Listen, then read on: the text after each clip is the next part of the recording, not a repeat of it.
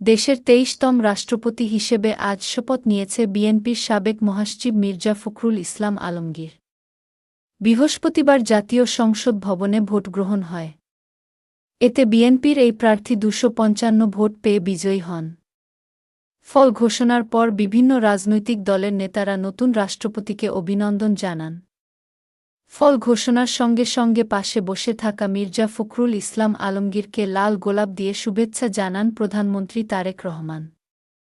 এরপর বিরোধী দলীয় নেতা ডাক্তার শফিকুর রহমান মির্জা ফখরুলকে বুকে টেনে নেন। এর পরপরই বিরোধী জোটের সংসদ সদস্যরা ছুটে এসে দেশের পরবর্তী রাষ্ট্রপতিকে শুভেচ্ছা জানাতে শুরু করেন, তার সঙ্গে হাত মেলান ও কোলাকুলি করেন। এ সময় রাজশাহী ১ আসন থেকে নির্বাচিত সংসদ সদস্য ও জামায়াতের নায়েবে আমির মুজিবুর রহমান মির্জা ফখরুলের সঙ্গে হাত মেলান, তার কপালে চুমু দিয়ে শুভেচ্ছা জানান ও তার জন্য দোয়া করেন। এই দৃশ্য সামাজিক যোগাযোগ মাধ্যমে মিশ্র প্রতিক্রিয়ার সৃষ্টি করেছে। এর আগে বৃহস্পতিবার দুপুর ২টা ১০ মিনিটে জাতীয় সংসদের অধিবেশন কক্ষে রাষ্ট্রপতি নির্বাচনের ভোটগ্রহণ শুরু হয়। ভোটগ্রহণ চলে বিকেল ৫টা পর্যন্ত।